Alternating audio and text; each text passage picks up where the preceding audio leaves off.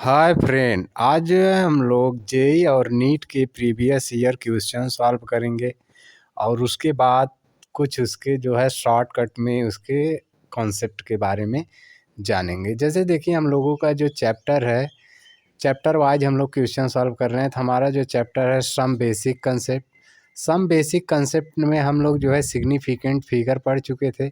आज हम लोग जो हमारा टॉपिक है लॉ ऑफ केमिकल कॉम्बिनेशन पढ़ेंगे। लॉ ऑफ केमिकल कॉम्बिनेशन देखिए क्या होता है। पहला जो हमारा पहला जो हमारा पॉइंट होता है लॉ ऑफ केमिकल कॉम्बिनेशन में, लॉ ऑफ कंजर्वेशन ऑफ मास। इसका मतलब ये होता है कि जैसे सपोज करिए हम लोग यहाँ पे कार्बन लिए हैं प्लस ऑक्सीजन लिए हैं, हाँ, और उसके बाद रिएक्शन कराएं तो हमारा क्या बन गया, CO2। तो ऐसे मान लीजिए ये हमारा क्या है, 12 ग्राम है, और उसके बाद ये हमारा 32। तो इधर का जो हमारा है लेफ्ट साइड, इसको हम लोग रिएक्टेंट बोलते हैं। तो रिएक्टेंट का जब हम इसको पूरा ऐड करेंगे तो हमारा कितना आएगा, 12 और 32 को ऐड करेंगे तो हमारा 44 आएगा। यानी जो हमारा रिएक्टेंट है कितना आया, 44 आया। और हम लोग अब देखेंगे प्रोडक्ट में, तो ये हमारा 12 है और प्लस ऑक्सीजन 2 है, तो यानी 32। तो प्रोडक्ट में भी हमारा क्या हो जाएगा, 44। तो यानी रिएक्टेंट और जब प्रोडक्टेंट का मतलब हमारा वेट इक्वल होगा तो उसी को हम लोग क्या बोलेंगे, लॉ ऑफ कंजर्वेशन ऑफ मास बोलेंगे। ठीक है, यानी कहने का मतलब ये होता है कि केमिकल रिएक्शन में जो टोटल मास होता है रिएक्टेंट और प्रोडक्ट का, वो क्या होता है, इक्वल होता है। इसी को हम लोग क्या बोलते हैं, law of conservation of mass. Okay, इसके बाद हम लोग नेक्स्ट टॉपिक देखेंगे, definite law of definite proportion. क्या देखेंगे दूसरा हम लोग, लॉ ऑफ डिफिनिट प्रोपोर्शन। इसका मतलब ये होता है, जैसे सपोज करिए हमारा ऐसे कार्बन डाइऑक्साइड है। ओके, कार्बन डाइऑक्साइड, तो कार्बन जो है इसमें कितना है, 12 है, और ऑक्सीजन जो है हम लोगों का कितना है, 32 है। इनका जब हम लोग रेशियो देखते हैं तो कितना आ जाता है, यानी 12:32।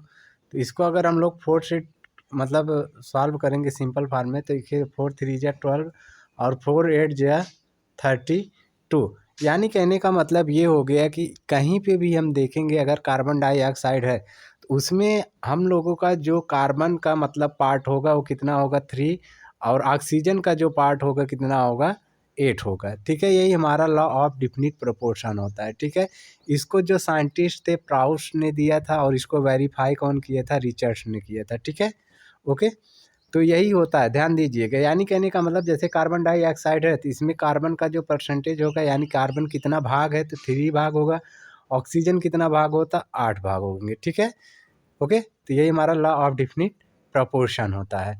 इसी तरीके से हमारा हेडिंग है लॉ ऑफ मल्टीपल प्रोपोर्शन। तो लॉ ऑफ मल्टीपल प्रोपोर्शन को हम लोग समझेंगे। देखिए इसमें क्या होता है, इसको कौन दिया था लॉ ऑफ मल्टीपल प्रोपोर्शन, तो डाल्टन ने दिया था। और इसको वेरीफाइड कौन किए था, वर्जिलियस किए थे। कौन किए थे, वर्जिलियस किए थे। अब देखिए इसका मतलब क्या होता है, मीनिंग क्या होता है, इसको हम लोग समझेंगे। जैसे देखिए लॉ ऑफ मल्टीपल प्रोपोर्शन क्या होता है उसको हम लोग देखेंगे। जैसे कार्बन मोनोऑक्साइड है और कार्बन डाइऑक्साइड। ओके, तो कार्बन आप देखेंगे 12 होता है, ऑक्सीजन हमारा 16 होता है, तो ऐसे लिख दीजिए रेशियो में। इसमें भी देखिए कार्बन हमारा 12 है, लेकिन इसमें कितना ऑक्सीजन है, 2 है, तो एक ऑक्सीजन का 16 होता है, 2 का कितना हो जाएगा, 32। इसको जब हम लोग सॉल्व करेंगे 4 3 जा 8 और 4 4 जा 16। इसी तरीके से इसको भी सॉल्व करेंगे, 4 3 जा 12 और 4 8 जा 16। इसमें देखिए कार्बन का तो जो पार्ट है सेम है, लेकिन अगर हम देख रहे हैं ऑक्सीजन का, तो कितना ऑक्सीजन यहाँ पे 4 है, तो यहाँ पे 4 2 जा 8 हो गया, तो यानी 2 गुना हो गया ना। तो इसी को हम लोग बोलते हैं law law of multiple proportion. क्या बोलते हैं, लॉ ऑफ मल्टीपल प्रोपोर्शन। कहने का मतलब यहाँ पे ऑक्सीजन देखिए 8 है, 4 है, और यहाँ पे कितना हो गया, 4 2 जा 8, तो मल्टीपल हो गया ना इसमें, यानी ऑक्सीजन का क्या हो रहा है, मल्टीपल हो रहा है। तो इसी को हम लोग क्या बोलेंगे, लॉ ऑफ मल्टीपल प्रोपोर्शन बोलेंगे। ओके, अब हम लोग नेक्स्ट समझेंगे क्या हमारा है, लॉ ऑफ रेसिप्रोकल प्रोपोर्शन। देखिए लॉ ऑफ रेसिप्रोकल प्रोपोर्शन बहुत ही इंपॉर्टेंट है, ये बार बार क्वेश्चन आप लोगों से पूछता है। जैसे देखिए आप CH4 ले लीजिए, उसके बाद आप ले लीजिए कार्बन डाइऑक्साइड, उसके बाद आप ले लीजिए H2O। ठीक है, ऐसे ले लीजिए, इतने कंपाउंड लिए हैं। तो आपको ये चेक करना है कि ये कंपाउंड क्या रेसिप्रोकल प्रोपोर्शन में है तो हम लोग क्या करेंगे, पहले इसको ऐसे निकाल लेंगे। कार्बन का क्या होता है हमारा, तो लॉ ऑफ रेसिप्रोकल प्रोपोर्शन में हम देख रहे हैं कि कार्बन हमारा कितना होता है, आपको पता है कि 12 होता है, ठीक है, कार्बन का एटॉमिक मास। हाइड्रोजन का 1 होता है, लेकिन हाइड्रोजन कितना है, 4 है, तो इसको ऐसे 4 लिख दीजिए, ठीक है। इसी प्रकार से देखिए कार्बन है, तो कार्बन कितना है, इसमें 12 है। और ऑक्सीजन कितना है आपका, मतलब ऑक्सीजन, एक ऑक्सीजन का 16 होता है, लेकिन 2 है, तो कितना हो जाएगा 32, यानी 12 रेशियो कितना हो गया 32। अब ये वाटर में देखेंगे हम लोग, हाइड्रोजन कितना है, 2 है, क्योंकि एक 1 का तो 1 होता है, लेकिन 2 है तो 2 हो जाएगा। उसके बाद ऑक्सीजन कितना है, 16 है, ओके। अब इसमें देखना है हम लोगों को, यही इसमें समझना है कि लॉ ऑफ रेसिप्रोकल प्रोपोर्शन का मतलब क्या होता है। जैसे सपोज करिए आप, इसको हम लोग अगर सिंपल फार्म में लिखे तो 4 3 जा 12, यानी 3:1 के फार्म में आ जाएगा। इसको अगर हम लोग लिखा जाए, इसको 4 3 जा 12 और 4 8 जा 32, यानी ये क्या आ जाएगा, 3:8 आ जाएगा। किसका आ गया, कार्बन डाइऑक्साइड का, ठीक है। अब देखिए वाटर का जो है, इसको ऐसे डिवाइड करिए तो 1 कितना आ गया, 8 आ जाएगा, ठीक है। तो अब इसमें आप देखेंगे कि इसमें 1 टाई कर गया और 3 से टाई कर गया, किससे कर गया, 3 से टाई कर गया, ठीक है। और 8 से 8 टाई कर गया, ओके। या इसी तरीके से जैसे सपोज करिए हम लोग क्या करें कि जो है ये 8 से 8 हमारा ऐसे डिविजिबल हो जाएगा, हाँ। और 3 से 3 देखिए डिविजिबल हो जाएगा, 1 से 1 डिविजिबल हो जाएगा, ठीक। तो इस फॉर्म में अगर आता है कोई भी चीज़, तो हमारा क्या होगा, लॉ ऑफ रेसिप्रोकल प्रोपोर्शन। कहने का मतलब यह, तो देखिए ये कंपाउंड आप ले लीजिए CH4 और वाटर ले लीजिए, ठीक है। इन दोनों को सॉल्व करिए, जैसे कहने का मतलब 3:1 है इसका, और इसका क्या है 1:8, 1:8। तो आप देखेंगे 1 टाई करके बचा क्या, 3:8 बचा, 3:8 बचा ना। तो देखिए इसका कार्बन डाइऑक्साइड का कितना आ गया, 3:8। यही हमारा होता है लॉ ऑफ रेसिप्रोकल प्रोपोर्शन। यानी दो मॉलिक्यूल का अगर हम मतलब मिक्स करके उसको सॉल्व करते हैं, तो हमारा क्या आ जाता है, तीसरे के इक्वल आ जाता है रेशियो में। तो देखिए 3:8 आ गया, ठीक है। इसी यही होता है हमारा लॉ ऑफ रेसिप्रोकल प्रोपोर्शन। अब हम लोग क्वेश्चन करेंगे, क्या कैसे, देखिए क्वेश्चन दिया हुआ है हम लोगों का। इसमें फर्स्ट क्वेश्चन ये चेक करना है कि क्या ये जो हमारा रिएक्शन दिया हुआ है, जैसे ए बी ऑप्शन में, ऐसा कौन सा ऑप्शन है जो कि लॉ ऑफ कंजर्वेशन ऑफ मास को जो है शो कर रहा है, ठीक है। यानी लॉ ऑफ कंजर्वेशन मास को जो है कौन सा ऐसा एलिमेंट्स है जो है शो कर रहा है, ठीक। तो हम लोग कैसे करेंगे इसके लिए, जैसे ये ऑप्शन हमको दिया है, ऑप्शन से करते हैं। अब देखिए लॉ ऑफ कंजर्वेशन ऑफ मास में आपको पता होगा कि रिएक्टेंट का जितना मास होगा, ठीक है, जितना रिएक्टेंट का मास होगा उतना उतना होना चाहिए किसका, प्रोडक्टेंट का। कितना होना चाहिए, प्रोडक्टेंट का भी उतना ही मास होना चाहिए। यानी रिएक्टेंट का मास और प्रोडक्टेंट का मास इक्वल रहेगा, तो वही हमारा क्या होता है, लॉ ऑफ कंजर्वेशन ऑफ मास। तो हम लोग इसी तरीके से इस ऑप्शन को देखेंगे। जैसे देखिए 56 gram CO2 react with 32 gram of oxygen to produce 44 gram CO2। तो आप दिमाग लगाइए, जैसे पहला ऑप्शन से आप हम लोगों को कह दिए, फर्स्ट ऑप्शन से कार्बन मोनोऑक्साइड दिया है, और उसके बाद पूरा ऑक्सीजन से अगर हम लोग रिएक्शन कर रहे हैं तो हमारा क्या बन रहा है, कार्बन डाइऑक्साइड बन रहा है। इसमें हमको दिया 56 दिया है, और उसके बाद कार्बन मोनोऑक्साइड 56 और ऑक्सीजन जो दिया हम लोगों को 32 दिया है, ठीक है। अगर हम इस दोनों को ऐड करेंगे तो 88 आ जाएगा, यानी रिएक्टेंट का हमारा कितना आ गया, 88 आ गया। अब हम देखेंगे प्रोडक्टेंट का, प्रोडक्टेंट में कितना आया, 44 आया। तो देख रहे हैं रिएक्टेंट और जो है प्रोडक्टेंट, ये दोनों इक्वल नहीं है, तो ये लॉ ऑफ कंजर्वेशन को नहीं शो करेगा। तो हम लोग इसी तरीके से दूसरा क्वेश्चन को सॉल्व करेंगे। दूसरा क्वेश्चन क्या दिया है, जैसे देखिए 1.7 ग्राम AgNO3, ठीक है। यानी हमारा जो हम लोगों का रिएक्शन दिया है कुछ इस तरीके से है, सिल्वर नाइट्रेट है, यानी AgNO3 है, ठीक है। AgNO3 रिएक्शन किससे कर रहा है, HCl से। HCl से रिएक्ट करके हमारा बना क्या रहा है, AgCl बन रहा है, AgCl। और उसके बाद जो है हम लोगों का बन रहा है नाइट्रिक एसिड HNO3। तो ये हम रिएक्शन लिख दिए। तो ये हम लोगों का क्या है, रिएक्टेंट है, और ये हमारा क्या है, प्रोडक्टेंट है। तो रिएक्टेंट में देखिए AgNO3 कितना है हमारा, 1.70 ग्राम दिया है, प्लस HCl का देखिए मास तो दिया नहीं है, इसके लिए हम लोग क्या करेंगे, पहले निकालेंगे, ठीक है। जैसे हमारा कितना दिया 100 ml, तो इसमें क्या करेंगे हम लोग 0.1 इंटू 100 ml से मल्टीप्लाई करेंगे। उसके बाद जो है HCl का कितना मॉलिक्यूलर मास होता है 36.5, अपान क्या कर देंगे हम लोग, इस ml में दिया है तो लीटर में चेंज, ml में है ध्यान दीजिए, मिलीलीटर में, तो इसको हम लोग जो है लीटर में चेंज करेंगे तो 1000 से डिवाइड करेंगे इसको। तो देखिए 2 जीरो, एक जीरो से जो है जीरो कैंसिल हो गया, 2 जीरो यहाँ नीचे 2 जीरो ऊपर, ठीक है, कैंसिल हो गया। अब देखिए इसका जब हम लोग मल्टीप्लाई करेंगे तो हमारा आ जाएगा 1.70, फिर प्लस इसको जब हम लोग मतलब मल्टीप्लाई करेंगे 0.1 और 36.5 और 10 से डिवाइड करेंगे तो हमारा आ जाएगा कितना 0.0365। ओके, अब हम लोग इसको ऐड करेंगे, क्या करेंगे हम लोग ऐड करेंगे, तो ऐड करने के भी देखिए क्या आता है 1.7 यानी 1.70 ग्राम, और उसके बाद 0.365, तो ऐड करेंगे हम लोग 5 6 7 3 10 यानी 2 पॉइंट क्या आ गया हम लोगों का 65 आ गया, क्या आ गया 2 पॉइंट, यानी रिएक्टेंट में जो आया हम लोगों का कितना आया 2.065 आया रिएक्टेंट में, ठीक है। अब हम लोग क्या देखेंगे प्रोडक्टेंट में, तो प्रोडक्टेंट हमारा क्या था, ये था, यानी 1.435, ठीक है। और उसके बाद ये हमारा HNO3 कितना है, जीरो, क्या है हम लोगों का 0.63, जीरो ऐसे कर देंगे तो ये 5 आ जाएगा, हाँ, क्या आ जाएगा हम लोगों का 5, ये 6, और उसके बाद ये 6 और 4 जोड़ेंगे 10 यानी 2।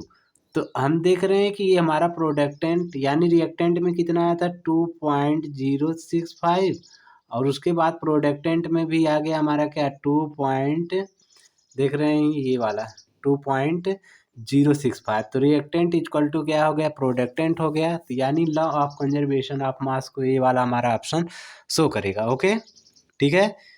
इसी तरीके से हम अब इसके बाद जो हम लोग नेक्स्ट क्वेश्चन करेंगे, जैसे देखिए if a law of conservation of mass was to hold true then 20.8 gram of BaCl2 on reaction with 9.8 gram of H2SO4 will produce 7.3 gram of HCl and BaSO4 equal to, यानी कह रहा है कि ये जो हमारा रिएक्शन दिया है इस रिएक्शन में जो है लॉ ऑफ कंजर्वेशन मास को जो है ट्रू मतलब सत्य है ना, इस रिएक्शन में जो है लॉ ऑफ कंजर्वेशन ऑफ मास को मतलब फुलफाई कर रहा है, ठीक है।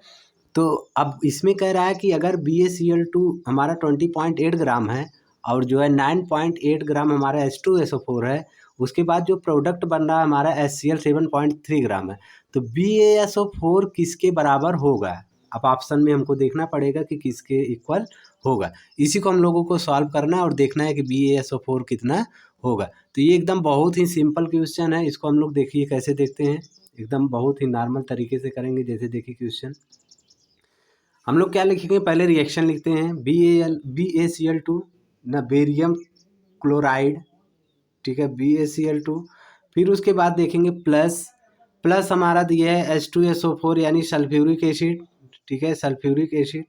उसके बाद इट गिव्स हमारा क्या दिया है HCl दिया है हाइड्रोक्लोरिक एसिड, फिर उसके बाद हमारा बेरियम सल्फेट दिया है, क्या दिया है बेरियम सल्फेट।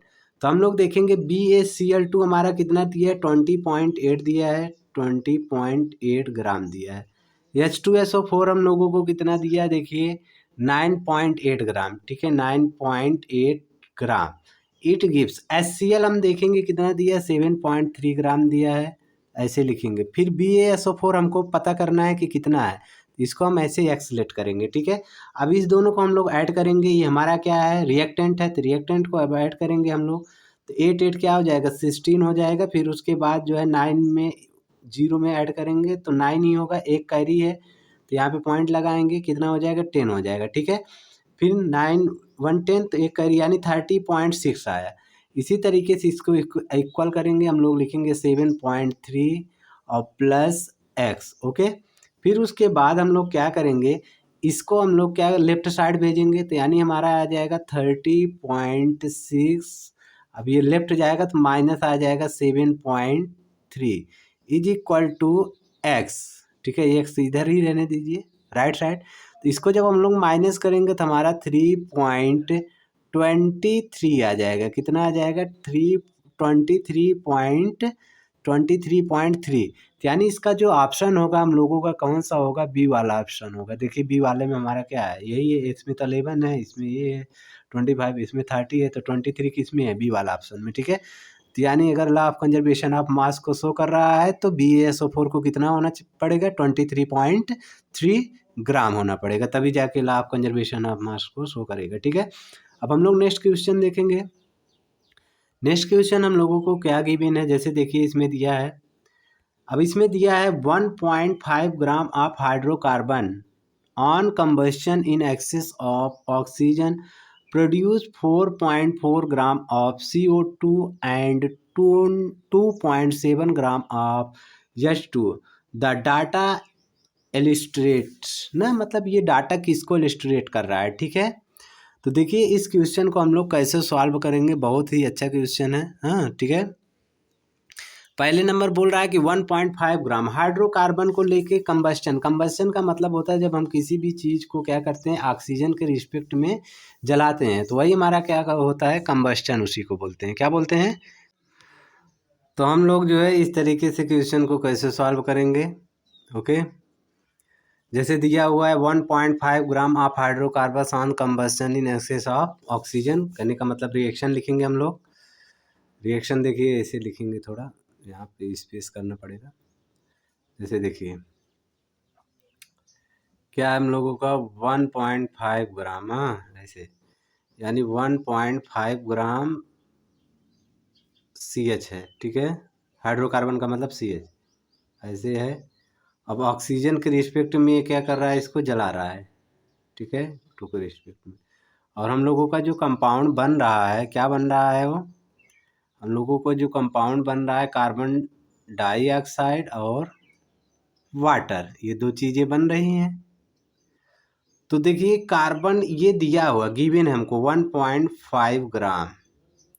इसी तरीके से इसको भी हम लोग देखेंगे कि इसमें कार्बन कितना परसेंटेज है। तो हमको कार्बन डाइऑक्साइड का वैल्यू दिया है, तो कार्बन को हम लोग अगर मतलब कार्बन की वैल्यू निकालना है तो कैसे निकालेंगे कि कार्बन इसमें कितना है। तो हम लोग क्या करते हैं, देखिए कार्बन का कितना होता है, तो हम लोग इस क्वेश्चन को कैसे सॉल्व करेंगे। देखिए जैसे दिया हुआ है 4.4 ग्राम CO2, तो इसमें कार्बन का देखना है कि कितना होगा। तो देखिए कार्बन का जो एटॉमिक मास होता है इसमें कितना होता है, 12 होता है। ठीक है, फिर उसके बाद जो है इनटू हम लोग क्या कर देंगे, जितना गिवन है, यानी 4.4 ग्राम, 4.4 ग्राम। और कार्बन डाइऑक्साइड का मॉलिक्यूलर मास होता है 44। कितना होता है, 44। इसको जब हम लोग डिवाइड करेंगे इससे तो हमारा आ जाएगा कितना, 0.1 आएगा ना, क्योंकि देखिए 44 से 4.4 में अगर डिवाइड करेंगे तो हमारा कितना आ जाएगा, 0.1। और 12 में 0.1 से अगर हम लोग मल्टीप्लाई करेंगे तो हमारा क्या आ जाएगा, 1.2। यानी CO2 में अगर कार्बन का देखेंगे तो हमारा कितना आएगा, 1.2। इसी तरीके से हम लोग H2O में देखेंगे हाइड्रोजन का, हाइड्रोजन का कितना दिया है, 2, यानी वाटर का तो पूरा दिया है 2.7। ओके, फिर उसके बाद जो है हम लोग क्या करेंगे कि इसमें हाइड्रोजन का, क्योंकि देखिए हाइड्रोकार्बन का मतलब कार्बन और हाइड्रोजन का ही मतलब है इसमें, बस और कुछ नहीं। ठीक है, तो इसमें हम लोग हाइड्रोजन का देखेंगे, इसमें हाइड्रोजन कितना है, 2 है, क्योंकि एक हाइड्रोजन का मॉलिक्यूलर मास 1 होता है, तो 2 के लिए क्या हो जाएगा, 2 हो जाएगा। ठीक है, और अपान वाटर का कितना होता है, 18 होता है मॉलिक्यूलर मास। ठीक है, वाटर का, पूरा वाटर का। तो इसको जब हम लोग डिवाइड करेंगे, 2 9 जा कितना हो जाएगा, 18। उसके बाद 9 से डिवाइड करेंगे तो कितना आ जाएगा, 0.3 आ जाएगा। कितना आ जाएगा, 0.3। अब हम लोग क्या करेंगे, 1.2 प्लस 0.3 यानी 1.2, यानी कार्बन डाइऑक्साइड में कार्बन का परसेंटेज कितना है, 1.2। और वाटर में हाइड्रोजन का कितना आया है, 0.3।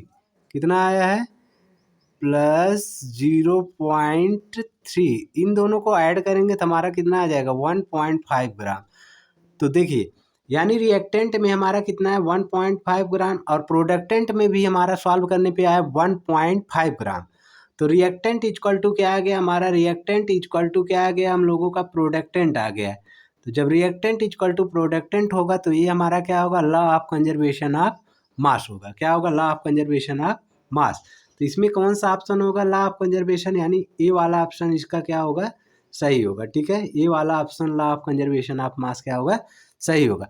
इसी तरीके से अब हम लोग क्या करेंगे, नेक्स्ट क्वेश्चन देखेंगे। नेक्स्ट क्वेश्चन में देखिए क्या गिवन है, ये सब देखिए नीट और IIT में क्वेश्चन आए हुए हैं, तो ध्यान देना पड़ेगा इसको।